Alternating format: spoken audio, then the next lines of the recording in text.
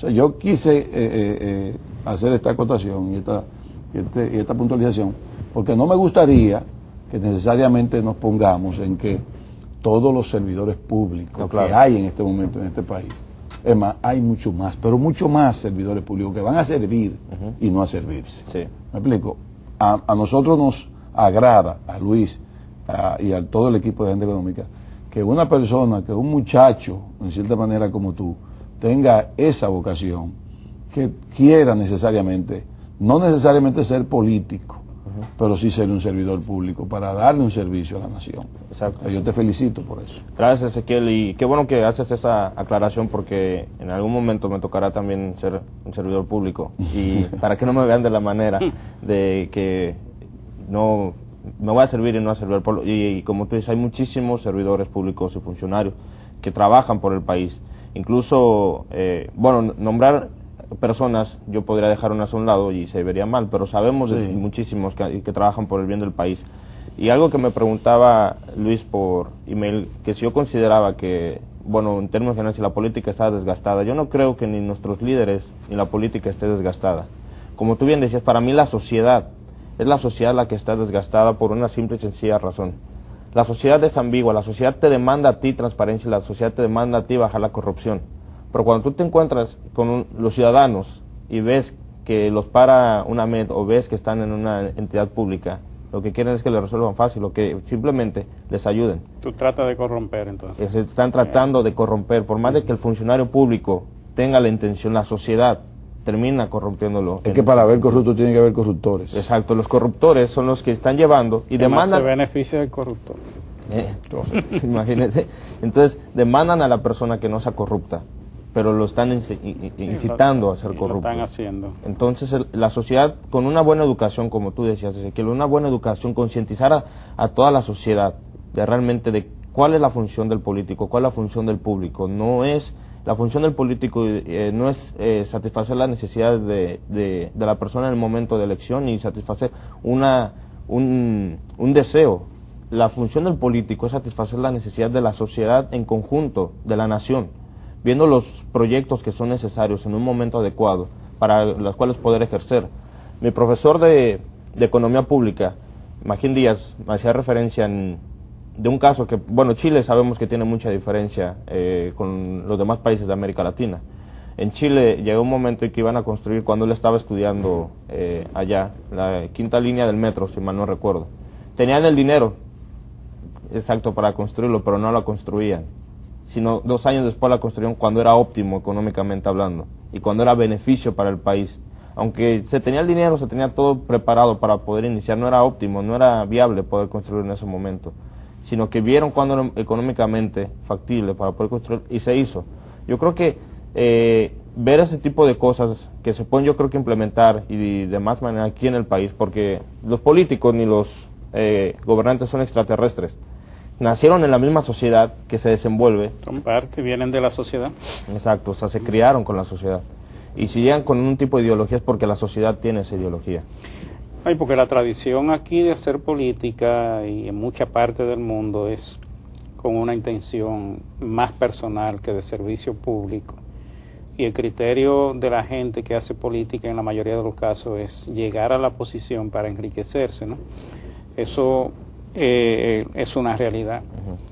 Hay políticos buenos, hay personas que son más corruptas que otras, hay personas que están por lo menos tratando de dar algo, y hay gente que llega al punto de la vulgaridad y de la corrupción y que no tienen la menor calidad para tener una posición pública por elección, porque el ejemplo social, el ejemplo que han estado dando en su vida personal es demasiado dañino y demasiado está demasiado desacreditado como para que pueda ser un ejemplo y pueda esperarse de él que sea un buen administrador, un buen manejador de las cosas públicas.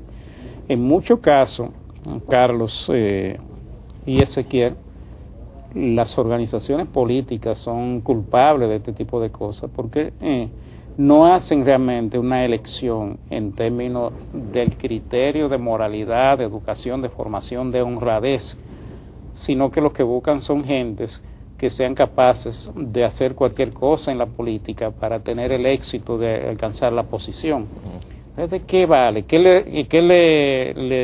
le genera en términos de beneficio a la sociedad tú tener un político que tenga una posición en el Congreso que ya venga con un antecedente que tú sabes que no lo va a cambiar por el hecho de estar ahora electo, y que la opinión pública sepa el tipo de gente que es? Esas son cosas importantes. ¿Qué hacemos nosotros con elegir a un candidato que estamos conscientes de que ha sido financiado con dinero sucio, con dinero de la droga o con el narcotráfico, ese tipo de cosas? Nosotros los dominicanos somos los que tenemos que resolver eso. Y yo creo que el elector dominicano ha avanzado mucho. En varias oportunidades en este mismo programa, yo particularmente he dicho que la sociedad dominicana se ha ido un poco adelante de los políticos que tiene, y que ya es capaz de cuestionar en los procesos electorales. Lo ha demostrado, y eso se ha evidenciado en varios procesos en la República Dominicana. Entonces los políticos deberían aprender de eso. La educación, la formación de las personas es sumamente importante, porque eso los hace menos dependientes, los hace más activos, los hace más eficientes, los hace más capaces de generar los ingresos que necesita sobre la base del trabajo honrado. Vamos a una pausa, retornamos en breve.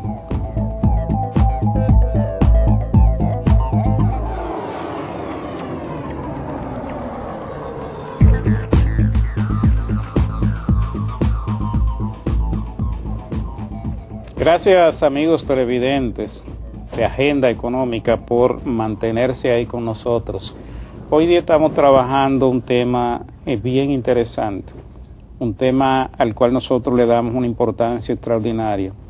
Estamos hablando con la juventud, representada en este programa hoy día por Carlos Martínez Portes, quien es estudiante de término de la carrera de Economía de la Pontificia Universidad Católica Madre y Maestra.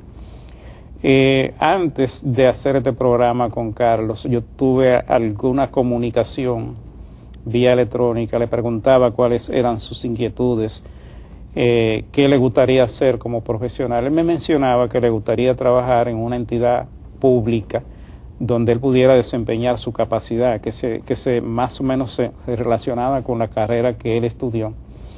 Y me agregaba que a él no le interesaba el puesto por el hecho de ir a esa entidad a trabajar y a sacar beneficios personales, sino porque él tenía el criterio de que una juventud, una persona preparada, tenía el deber de ser un servidor público honrado y eficiente, y que él quería hacer eso. Más que eso, me decía que él estaba consciente de que una posición de esa naturaleza podía desempeñarse no solo como un simple empleado de una entidad, sino también desarrollando una actitud de liderazgo para desempeñar mejor la función y para poder hacer que otros en su entorno o en su generación pudieran también contribuir y aportar y agregarse o sumarse a ese esfuerzo nacional que debe hacerse. A nosotros realmente nos gusta mucho trabajar estos programas con la juventud que uno ve que tiene las inquietudes y que está enfocada en esa línea de servicio, porque uno entiende que el futuro de la República Dominicana está ahí, y que esa juventud de una forma u otra mañana va a ser la que va a tener la responsabilidad de manejar a la economía, de manejar el Estado, de manejar la administración pública. Y para eso hay que irse formando desde temprano, para eso hay que irse desarrollando, para eso hay que irse preparando. Y creo que Carlos Martínez es un ejemplo de lo que estamos diciendo hoy día. Sí, Ezequiel, gracias por ese elogio, ¿no? Pero hay algo que yo quisiera también recalcar para las personas con las cuales yo estudio, las personas jóvenes también, que mucho me dicen, se quejan mucho de los funcionarios que tenemos, de los políticos que tenemos. Cuando digo, bueno, incursiona. O sea, claro, si tú te quejas, incursiona y trata de hacer el cambio. Tú que eres, en cierta manera, estás más capacitado que varios.